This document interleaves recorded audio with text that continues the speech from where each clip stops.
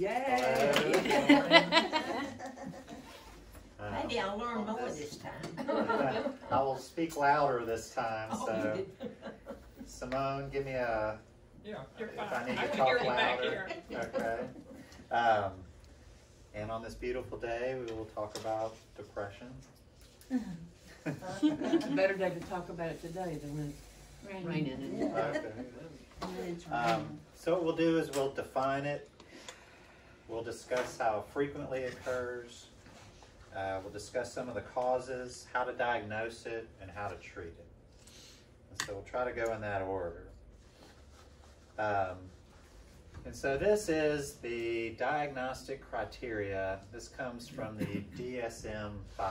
And I'm showing you this because this is what the doctors and the researchers and the insurance companies use so that China, us, South Africa, Brazil, we're all talking about the same thing, and it's not a cultural thing. And so this is international, so our research can reflect that. And so we won't have to spend a lot of time on it, but their criteria is you have to have these symptoms for 2 weeks at least. You have to have 5 out of 9, including the first 2. You have to have the first 2, which is a depressed mood, and then a lack of interest, and then 3 of the last, which is a change in weight or appetite. Most people lose weight. Insomnia, most people wake up early before their alarm goes off. You're either less active or agitated. You have less energy, tired all the time, but can't sleep. You have guilt, sense of worthlessness, problems concentrating or making decisions, and thinking about death or suicide or even attempting suicide. And so these are the criteria that the world goes by. The criteria that lay people can use is a little bit easier, and it can go in this SIGI caps. So you have the sleep changes, loss of interest, feelings of guilt, loss of energy, trouble thinking, poor appetite, psychomotor, either slow psychomotor or agitated, and then the suicidal ideations. And you can think about it without doing it, that those thoughts come up, that life isn't worth living. So that was major depressive disorder. There's other kinds of depression. There's adjustment disorder, I'll define that. Dysthymia, we'll talk about that. Depression with psychosis, sometimes people can hear things or believe things when they're depressed that aren't true. And then these next 3 would probably fit into the depression, late life depression. You have late life depression, vascular depression, and depression due to medical condition. And then we'll also talk about Alzheimer's can also have depression involved with it. And so to define adjustment disorder, this is when something bad happens, you get a very sad feeling because of that. And y'all can hear me okay? Okay. So it's an excessive reaction to a crisis or stress that involve negative thoughts, strong emotions, and sometimes a change in behavior. And so most of us, all of us have had this happen before.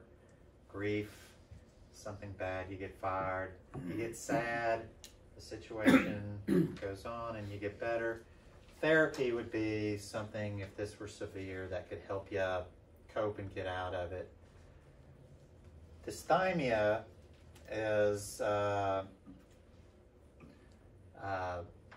compared to depression here. So depression is, like we said, 2 weeks of severe can't function problems. Dysthymia is at least 2 years of fewer symptoms. And so we've seen this before in TV shows, or I like to do that Saturday Night Live. If y'all watch that Debbie Downer, that long, Eeyore. Yes, good, yeah, from Winnie the Pooh, Eeyore. He had dysthymia, a donkey.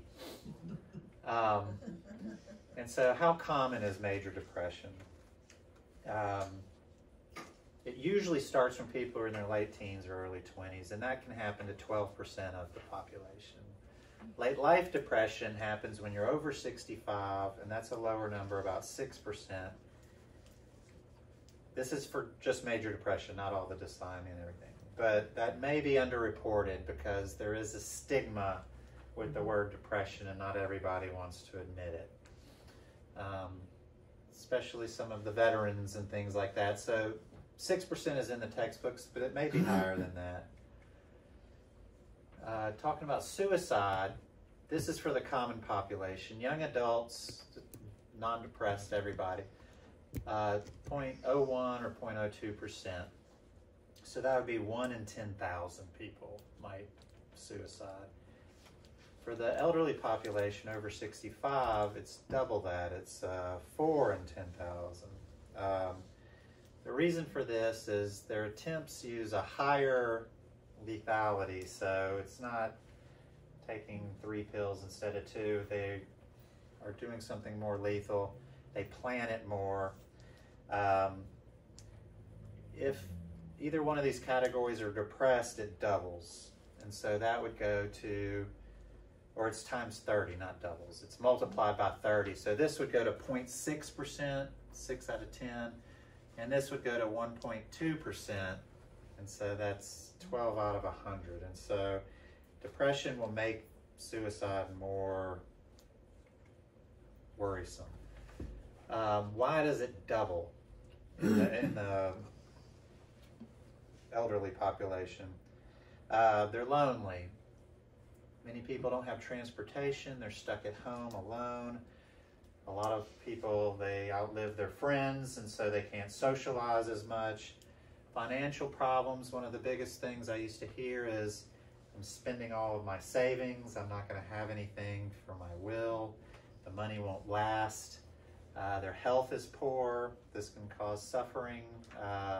And then, of course, depression, which we're talking about. And so, moving on to just talk about late life depression. Like we said, 6% of the general population can suffer from this. And these numbers may go up. If you go into a community like a assisted living or something, those numbers may be 8 to 15%. Going into the nursing home, those numbers may go higher to 12 to 23%. One reason is change is hard. Changing your environment may be hard. But also, we may be reporting it more in these situations. We miss it frequently in the clinics. It's underreported, it's underrecognized. 11% of people will be treated. 34% will be partially treated, and 55% are not treated. And so the middle one, the 34%, sometimes if the medicine is started, that medicine may only be partially treated, and then you don't come back for 6 months. And so when you start a medicine like this, they take a little while to work, but you would want to see them back in 6 weeks, 2 months, to make sure that they're being treated okay, because you don't want this to linger. So why is it not treated 100%? There is a stigma. The client does not want to report that they're depressed in a lot of cases. Also, on the doctor's side, medical conditions may overshadow it. Pneumonia may be more important for them to treat than the depression, but it needs to be treated at the same time as the other medical problems if you want better results for those medical problems. The causes of depression, this is not a normal part of aging. This, the phrase grumpy old man is not accurate. That's, you need to consider this a medical problem. If you didn't get in your 20s, the reason you're getting in your 60s or 70s or 80s is that there may be something medical happening that goes there. An example that sticks in my mind is I saw a World War II veteran who was in the Belgium area. It was freezing. It was a lot of violence. He coped with that just fine. He had a child die. He outlived one of his children. He did not get depressed. He worked on an assembly line forever. Didn't get depressed. He comes in and says, I'm depressed because I need a new car and, you know, that kind of thing. You're like, I don't think that's the reason that you're depressed. There's probably something medical going on. One of those things can be neurological brain changes. The chemicals in your brain, the serotonin, the norepinephrine, the dopamine, the hormones, those things change as our structure changes. Sometimes the way we absorb some of these things changes. Other medical conditions might be thyroid problems, low B12 problems. If y'all remember, sometimes the doctors used to give those injections every month. We do pills now, but we want to check those things. Then you have these vascular risk factors: high blood pressure, high cholesterol, drinking too much, smoking, diabetes. All these can hurt your vessels, carry the blood. If you're not getting enough blood to the brain, your brain's not going to work properly. That's our fuel. That's what we need to make sure happens. Medication side effects can happen. I know these are hard to read, but some of the acid reflux medicines can give people a low mood. Some of the allergy medicines can. These are the prescription ones. Anxiety medicines can be depressants. Sometimes hormone therapy or birth control can do it. Some of the blood pressure medicines, especially some of the beta blockers, can kind of take out some of your umph. Pain medicines are downers. Some of the seizure medicines can be, but the one that does it the most frequently are steroids. They can make you high or they can make you low, but they're going to change your mood somehow. I can't sleep when I take them, but other people go the other way and get depressed. But steroids are definitely on that list. Y'all may recognize this from the office. We're getting to the how do you diagnose part. This is a geriatric depression scale. You may, in your other 50 pages of things you have to fill out for each appointment, recognize this. If you get a 5 or above, that would be a signal that you may be having a change in your mood. This is just a scale of some of the things we're going to talk about to look out for. If people aren't vocal about it, there may be some patterns, some behavior changes that we see. They may schedule more frequent clinic visits. They may have more complaints about their health. Things that usually are just kind of dealing with, they become bigger problems. And then this one, a change in personality. This goes back to the grumpy old man. That's not a true thing. Your personality sets in when you're about, for most people, about 25, and you should keep that personality all the way until you die. You may not be able to do some of the things that you enjoy doing because of physical problems, but your personality should stay. If you become irritable, if you become quiet, tearful, anxious, or you witness that, that may mean something is happening, going on. People do not get grumpy just because of their age. Sometimes bad things might happen if this is overlooked. Depression will worsen your medical disorders. So you come in with a medical problem and it may lead to depression. The depression will make your illness worse. So we need to treat it. We need to pay attention to that. If you have a medical illness, that increases your risk of depression. It doubles. The illness causing mortality will increase if your depression's not treated. So this is a statistic. If you're admitted to a nursing home because of medical problems, the likelihood of your death, if it's not treated, is about 59%. So we want to treat this. And that's the first year of being in that nursing home if you're ill. Sometimes it can be misdiagnosed. There is something called pseudo-dementia. And this is why we want to check for depression when we're doing a dementia test, is because depression can cause these cognitive problems. It can cause your thinking to slow down to where you're not remembering things. And oftentimes we mistake that for dementia. We'll call you dementia when actually you have something treatable like depression. The depression's treated, the memory gets better.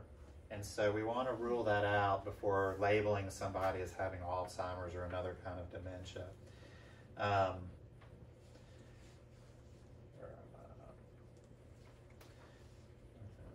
And so, talking about the late life depression, of those diagnosed with late life depression, even if we treat it, 50% may go on to have dementia in the next 4 years. And so sometimes this can be a clue that Alzheimer's is approaching. Here's a graph of Alzheimer's where it starts. The mild part is just this plateau where they may have some memory problems but still functioning okay. And then you have this mild to moderate at the downturn. This is where some of the behaviors begin. And then this would be the other plateau where it's severe and they're basically chair or bedridden. But sometimes the depression can start here, 4 years before any of the memory problems, but most often we see it around here. But it can happen anywhere along this line, even before the line, like I said, sometimes. So the Alzheimer's that comes with depression can occur with 50% of people that have Alzheimer's. It's just part of the brain changes. Up until they get to here, they can still communicate and they can complain of sadness, not wanting to live. After they get to the part where they can't really speak, we can sometimes see it in their behaviors. They can be tearful, but not able to tell you why. They can be, rubbing the arms of the chair, rubbing their chest. They can be anxious. They can be irritable. And so this is something we live by. And agitated is depression until proven otherwise. And the reason that we say that is because if it's depression, the medicines that treat depression are pretty mild as far as side effects go. They don't affect your balance. They don't affect if you're passing out or anything like that. And so if that helps the agitation, that's a very good thing instead of getting into some of the heavy-duty medicines that can make you stiff or bedbound or fall, those kinds of things, sleep all the time. We don't want to do that if we can help it. The mood will improve with treatment. If it's not treated, depression may worsen the memory. It may magnify their inability to function. It may make their behaviors worse. It may decrease the quality of life. And so no matter when it happens, we need to try to treat it. It's going to happen 50% of the time. There is apathy. Apathy is a symptom of Alzheimer's. It's also a symptom of depression. And so what is apathy? Apathy is when you don't have any emotion. You're just kind of flat. You have a lack of interest. You're okay sitting in a chair and staring. That's apathy. It comes with both of these. Apathy is not treatable. Don't feel guilty if your loved one has apathy. They're not suffering. They're not in bad shape. Don't feel guilty if you try to help it by being a comedian or entertaining them. That may be overstimulation. That might frazzle their nerves. Sometimes apathy is a better choice than agitated. And so if y'all remember way back when they did lobotomies, apathy was the result if somebody's behavior was too.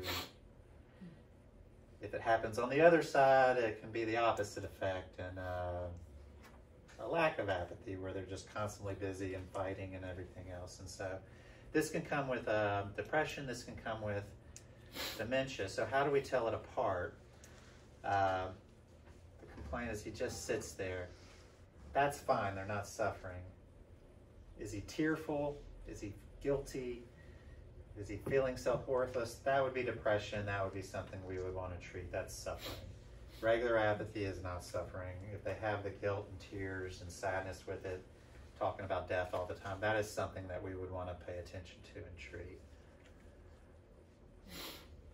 Not only the dementia clients get it, the caregivers can also get it. So we said 50% of the Alzheimer's people can get depression. 25% of caregivers can. It's a matter of balance. You're working 24 hours a day, 7 days a week. Jobs don't ask you to do that. That's a hard job. This percentage can double if the person with dementia has behaviors, or if nobody's helping you, it can go up, because that's a long time to have that kind of balance where you're not getting any respite, you're not getting any relaxation. You need help. You need to have some of those things. While working, one of the caregivers came in, and their depression, they were in a catatonic state. I mean, it's real depression. They cannot function, even and that makes them hard to feed. It makes them hard to bathe their loved one. It really shuts you down. Depression is not just sadness. Depression is can't get out of bed, you know, and so that hurts both people in the house, and we want to pay attention to that, and we want to help people with that.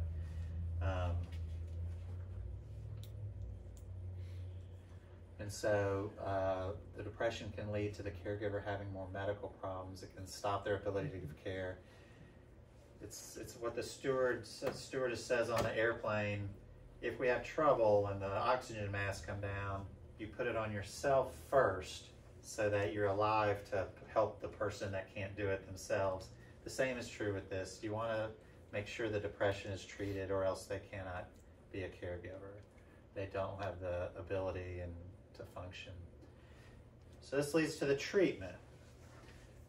This is another motto with the over 65. We start low and go slow with medicines. And the reason we do that is because the body is changing. The metabolism has slowed down, so the medicines don't absorb as fast or get out of the system as fast. Your muscle mass, the lean part, can go away, and that can affect your absorption of medicine. So we want to be very careful. We don't want to give a dose right at first that we would give a 25-year-old because the body is just different.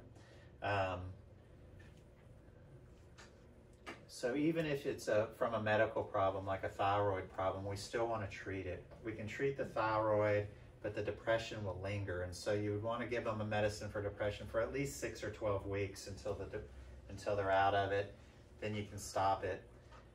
But it will not improve when the illness improves. You give somebody B12 because they're low on it, the depression will stick around. So we want to treat it for at least a couple of months or a few months. Then we can lower the medicine.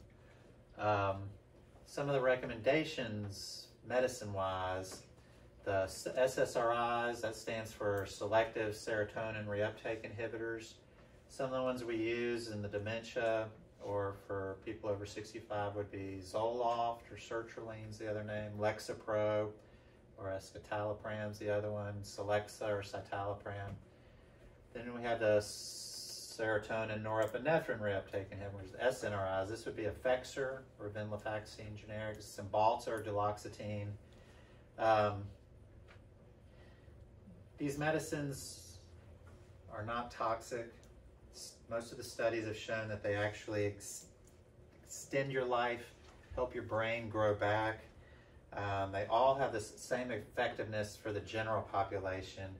However, you may respond to one, and you may not, and you may respond to one, and you may not. So individually, we may need to try some different tactics. There's some other medicines that work just as well, Wellbutrin or bupropion.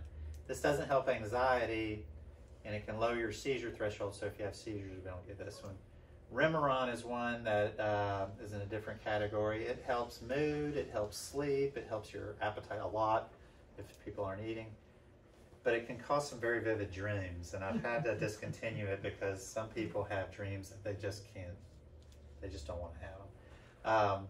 With dementia, Ritalin can help, and that can help stimulate, that can help mood, because they may be lacking the chemical that goes with that, the norepinephrine, the dopamine, things. The medicines that you should not take are some of the older ones, like the tricyclic antidepressants that we really hardly use anymore. They have an anticholinergic effect. If you overdose on them, they can kill you. That's why they kind of got out of popularity. We don't want to give those people to people that are depressed.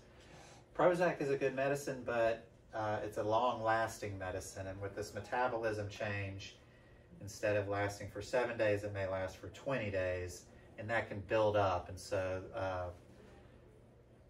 maybe avoid that as a first try. Paxil has some anticholinergic properties. We're going to talk about anticholinergic on the next slide.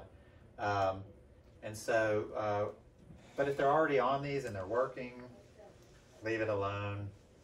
If it ain't broke, don't fix it. So continue those if they're already working, but if we're starting something, we may not start with these. The anticholinergic side effects that we want to avoid: hot as a hair, it can make you feel like you have a fever. Blind as a bat, the pupils dilate.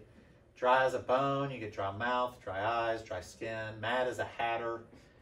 Some people in the emergency room are there because of Benadryl. Full as a flask, also an emergency room thing. You get urinary retention, and that will make somebody very, very, very angry if their bladder's this big and they can't release their urine. And so this is some of the anticholinergic parts, and the memory, it doesn't do your memory any favors. It can give you memory problems, in fact. And so the medicines work for more than 60% of people.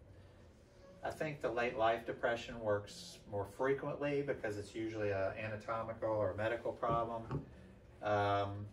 They're safe. They increase your lifespan. They enlarge your brain. That will shrink with age no matter what. If there's no response, there is also, if it's severe, there's ECT or electroconvulsive therapy.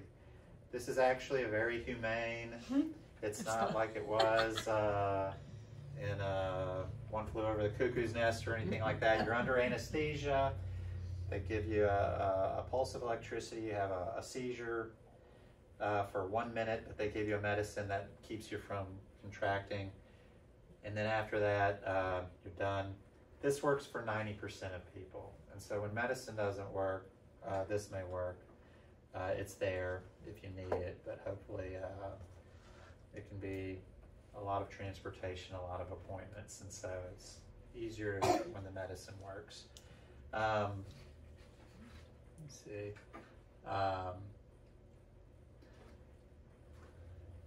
If you are on hospice, if you come to the end and people are starting to minimize the number of medicines that you take, let's not stop these if they're treating depression.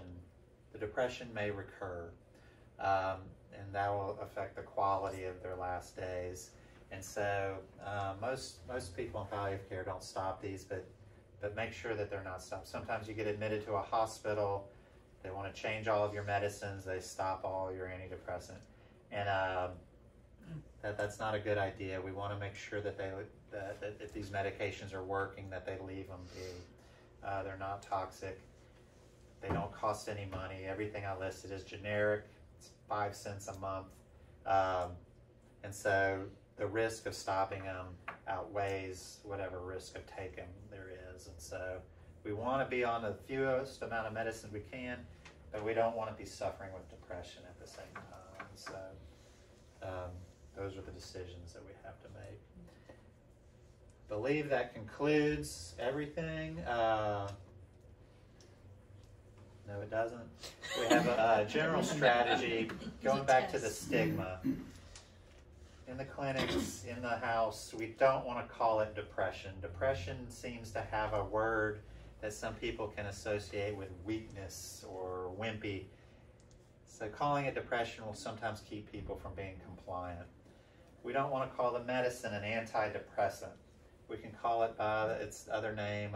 It's a serotonin medicine. It's a norepinephrine medicine. But the word depression seems to turn people away sometimes. Not everybody, but a big population of people. don't call it depression, call it a medical condition, call it a neurological brain change, which is what it is. Call it medical distress, mood due to medical illness. Keep that word medical in there, and we'll have better compliance than if we just say, oh, you're depressed. People think that that's an accusation of you can't handle it. You know, that's not what we're talking about. We're talking about anatomical changes, neurological changes, blood flow changes. So let's remember the stigma is there. That concludes it. Does anybody have any questions? I have a medicine I'd like you to tell me what it is used for, and I can hardly spell it, let alone say it. Maybe you can tell what I'm talking about. I can do my best.